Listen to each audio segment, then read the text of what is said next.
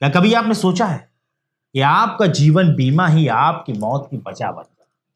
जीवन बीमा की रकम हासिल करने के लिए कोई इंसान आपको कत्ल कर दे और उस कातिल से आपका कोई नाता या रिश्ता ही ना हो। जाहिर है, ये बात सोचने में भी आपको डर लगेगा, लेकिन ये बिल्कुल सच है। यूपी के संभल जिले में एक कत्ल हुआ। करीब 11 महीने के बाद रजपुरा पुलिस ने कत्ल का खुलासा करते हुए मकतूल के भाई नवीन और उसका साथ देने वाले ओमकारेश्वर मिश्रा करण और अमित को गिरफ्तार किया। सभी को जेल भेज दिया गया। लेकिन इसी साल फरवरी के महीने में शाहरुख खान नाम के भी एक शख्स को पुलिस ने दबोचा। इसी मामले में पुलिस ने इन कातिलों के पास से काफी सामान बरामद किया, जिसमें कई मोबाइल फोन, एटीएम कार्ड वगैरह थे। पुलिस टीम शाहरुख से मिले मोबाइल का डाटा चेक कर रही थी। वैसे तो पुलिस ने बहुत ही पेचीदा कांड का खुलासा कर दिया था और पूरी पुलिस टीम इत्मीनान में थी कि चलो एक केस से छुट्टी मिली। लेकिन किसी को यह नहीं पता था कि जो मोबाइल उन लोगों ने बरामद किया है शाहरुख के पास से, वो महज मोबाइल नहीं है, बल्कि साजिशों का पिटारा है, जिसमें एक नहीं बल्कि कई कत्लों का राज छिपा हुआ है। वो राज जिसमें जीवन बीमा का सबसे बड़ा फ्रॉड है, जिसमें पहले तो जालसाज अपने दोस्तों रिश्तेदारों की करोड़ों रुपए की जीवन बीमा पॉलिसी करवाते और फिर अपने उसी साथी का कत्ल कर देते और उसकी बीमा की सारी रकम हासिल करके अय्याशी करते। नमस्कार, आदाब, सत श्री अकाल। मैं हूं मोहम्मद आसिफ दुलार और आप देखना शुरू कर चुके हैं हमारी खास पेशकश केस डायरी विद आसिफ दुलार। यह घटना यूपी के संभल जिले की है। पुलिस टीम गिरफ्तार किए गए शाहरुख खान के पास से जो मोबाइल मिला उसकी व्हाट्सएप चैट चेक कर रही थी। इसी दौरान पुलिस की नजर एक नंबर और चैट पर पड़ती है। शाहरुख की बातचीत कमल नाम के एक शख्स से हो रही थी। इस चैट में किसी अमन नाम के लड़के की जीवन बीमा की रकम का जिक्र होता है।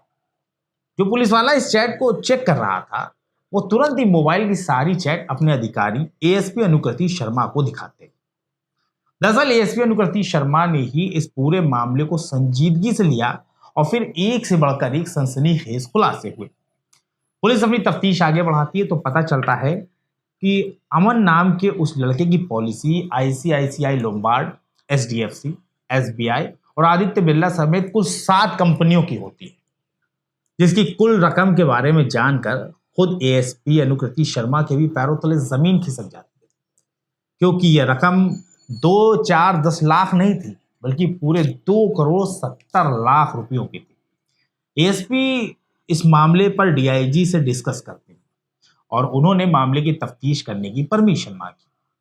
डीआईजी ने मामले की गंभीरता को देखते हुए परमिशन दे दी। इसके बाद आईपीएस अधिकारी अनुकृति शर्मा ने एक टीम का गठन किया, जिसे सिर्फ इस मामले की तफ्तीश पर जुटाया गया और उसकी तह तक जाने की जिम्मेदारी दी गई।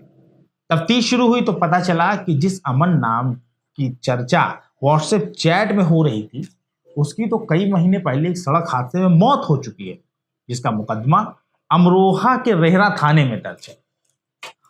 पुलिस को अमन की पोस्टमार्टम रिपोर्ट, बीमा क्लेम के कागजात और पुलिस की फाइनल रिपोर्ट सब कुछ मिला। पोस्टमार्टम रिपोर्ट में एक बात सबसे अजीब थी। दरअसल पोस्टमार्टम रिपोर्ट के मुताबिक अमन की मौत की वजह सिर में लगी चोट है। अमन के सिर में 4 गहरे जख्म होते हैं, लेकिन उसके शरीर के दूसरे किसी भी अंग पर कोई चोट का निशान नहीं था। यहां तक कि एक खरोच भी नहीं होती है, जबकि ये नेचुरल सी बात है कि अगर किसी की मौत सड़क हादसे में हुई है तो उसके जिस्म के अलग अलग हिस्सों पर चोट लगना लाजमी है। लेकिन पोस्टमार्टम रिपोर्ट में ऐसा कुछ नहीं था जो अमन की रिपोर्ट थी। साथ ही इस केस में एफआईआर भी लग चुकी थी। एएसपी अनुकृति शर्मा का माथा ठनक गया। उन्हें यह समझने में कतई वक्त नहीं लगा कि अमन की मौत महज एक एक्सीडेंट नहीं, बल्कि एक सोची समझी साजिश है, कत्ल है। लेकिन अब पता लगाना था कि आखिर इस साजिश के पीछे कौन लोग हैं जिन्हें अमन की मौत से फायदा पहुंचा। मुकदमे की कॉपी में एक बात और अजीब थी। जैसे पोस्टमार्टम में एक पेज था, वैसे मुकदमे की कॉपी, जो मुकदमा अमन की मौत के वक्त दर्ज किया गया था। मुकदमे की कॉपी के मुताबिक अमन के माता पिता उस मुकदमे में वादी नहीं थे, बल्कि मकतूल का रिश्तेदार कमल उसमें वादी था। बस क्या था, पुलिस ने कमल और उसके भाई वेद प्रकाश को दबोच लिया, जो कि संभल जिले के धनारी के रहने वाले। पुलिस इन दोनों को पकड़कर थाने लाई और पूछताछ शुरू की गई। शुरुआती पूछताछ में ये दोनों पुलिस को इधर उधर की कहानियां सुनाते रहे, लेकिन जैसे ही पुलिस ने उंगली जरा सी टेढ़ी की, दोनों पोपट की तरह बोलने लगे। इन दोनों ने पुलिस को बताया कि उन्होंने ही अमन का कत्ल किया है और उसके बीमे की पूरे 20 लाख रुपए की रकम को भी इन लोगों ने हड़प लिया है। लेकिन अब सवाल यह है कि आखिर इन दोनों ने बीमा क्लेम की रकम को कैसे हड़पा। तो इन दोनों ने और भी ज्यादा चौंकाने वाले खुलासे किए। दरअसल जिस अमन का इन दोनों ने कत्ल किया वो कोई गैर नहीं था, बल्कि इनकी मौसी की बेटी का बेटा था, यानी इनका भांजा था, जो कि दिल्ली में रहता था। अमन की मां की मौत हो चुकी थी और पिता रामचरण ने रूपाली नाम की महिला से दूसरी शादी कर ली। पिता दूसरी शादी करने के बाद पत्नी के साथ कहीं और रहने लगे, यानी घर से अलग रहते थे। अमन दुनिया में बिल्कुल अकेला रह गया। कमल और वेद प्रकाश ने अपने भांजे अमन से अपना रिश्ता मजबूत किया और उसका भरोसा जीता। कमल और वेद प्रकाश ने अमन की अलग अलग कंपनियों में कई बीमा पॉलिसी करवाई, जिसका कुल क्लेम 2,70,00,000 रुपए बना। इन सभी पॉलिसी में अमन के पिता रामचरण और उसकी सौतेली मां रूपाली को नॉमिनी बनाया और मोबाइल नंबर कमल ने अपना दर्ज करवाया, ताकि सारे मैसेजेस और ओटीपी उसे मिले, यानी कमल को मिले। अमन के पिता रामचरण अनपढ़ हैं, इसलिए उन्होंने ज्यादा सवाल जवाब नहीं किए। फिर आई 15 नवंबर साल 2023 की वो तारीख, जिस दिन कमल और वेद प्रकाश ने अपने खूंखार प्लान को अमली जामा पहनाया। कमल ने बताया कि पूरी प्लानिंग के तहत उन लोगों ने अमन को अपने पास धनारी बुलाया। जब अमन दिल्ली से धनारी पहुंचा तो मौके पर कमल और वेद प्रकाश के अलावा सुनील कुमार, ओम प्रकाश, प्रेम शंकर, निर्देश और उदय भान भी मौजूद थे। ये सभी कमल के दोस्त हैं और उसके इस खूनी खेल में बराबर के शरीक थे। इन सभी ने मिलकर पहले शराब की पार्टी की और अमन को खूब शराब पिलाई। कुछ वक्त में अमन नशे में धुत हो गया।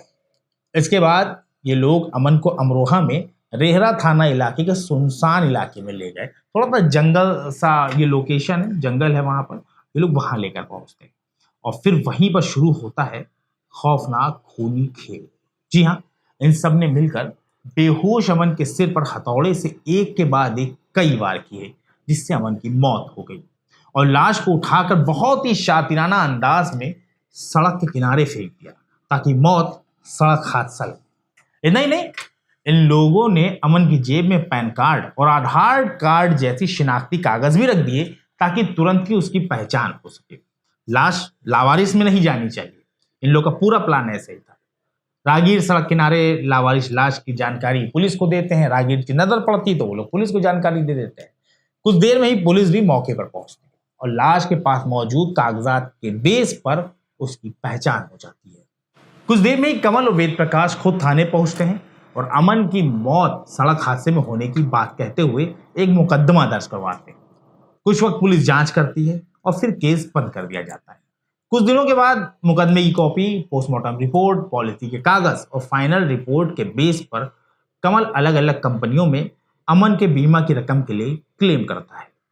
चूंकि नॉमिनी अमन के पिता रामचरण और उनकी दूसरी पत्नी रूपाली थी, लिहाजा रूपाली के खाते में क्लेम का 20 लाख रुपया आ जाता है, जिसे कमल ने निकलवाया और सारा पैसा अपनी गैंग के साथ बांट लिया। जब एएसपी अनुकृति शर्मा के सामने इन दोनों ने अपने जुर्म की पूरी किताब खोल कर रख दी, तो एएसपी ये मानने को तैयार ही नहीं हुई कि अमन का कत्ल पहली वारदात है। उन्होंने और ज्यादा प्रेशर बनाया, क्योंकि एएसपी को ये शक हो गया था कि ये लोग इतने शातिर हैं, इन्होंने ये कत्ल पहली बार नहीं किया, इससे पहले भी इन लोगों ने किसी न किसी कांड को अंजाम दिया है।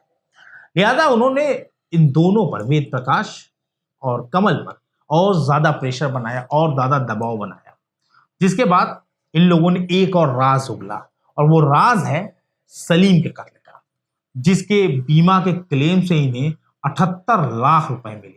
दोनों शातिर भाइयों ने बताया कि सलीम का कत्ल इन लोगों ने अमन से पहले ही किया था। पुलिस की पूछताछ में इन दोनों ने बताया कि सलीम धनारी में मौजूद रंगशाला में काम करता था। वो कई साल से बाबू नाम के एक व्यक्ति के साथ रह रहा था। बाबू आरोपियों को जानने वाला होता है और उसी ने आरोपियों को सलीम की जानकारी दी। सलीम को मारने से पहले भी इन लोगों ने उसके नाम पर कई बीमा पॉलिसी करवाई। इनमें बाबू को नॉमिनी बनाया गया। 29 जुलाई साल 2022 के रोज इन शैतानों ने हथौड़े से मारकर सलीम का कत्ल किया और फिर उसकी लाश को कार से कुचल दिया ताकि मौत कत्ल नहीं बल्कि हादसा लगे। और हुआ भी बिल्कुल वैसा ही। पुलिस ने सलीम की मौत का मामला दर्ज किया, जांच की और किसी पर कोई आरोप न होने की वजह से कुछ वक्त के बाद केस बंद कर दिया गया और उसके बीमा क्लेम से इन लोगों को 78 लाख रुपयों की रकम हासिल हुई। एएसपी अनुकृति शर्मा की दूरदर्शिता और क्राइम को समझने का उनका जो टैलेंट, उनका जो नजरिया है इस केस की गुत्थी को सुलझाने में वो काफी मददगार साबित हुआ। एएसपी अनुकृति शर्मा के मुताबिक ये जालसाज अपनी ही गैंग के साथी ओम प्रकाश के जीजा रमेश का भी कत्ल करने वाले थे, लेकिन उससे पहले ही इन सबको सलाखों के पीछे पहुंचा दिया गया। पुलिस ने वेद प्रकाश, कमल, सुनील कुमार, ओम प्रकाश, प्रेम शंकर, निर्देश और उदय भान को गिरफ्तार करते हुए सलाखों के पीछे पहुंचा दिया है। आपको हमारी पेशकश कैसी लगी इसके बारे में कमेंट सेक्शन में जरूर बताएं। बहुत जल्द एक सच्ची घटना के साथ हम एक बार फिर आपके सामने हाजिर होंगे। तब तक के लिए हमारी टीम को इजाजत दीजिए और अपना ख्याल रखिए।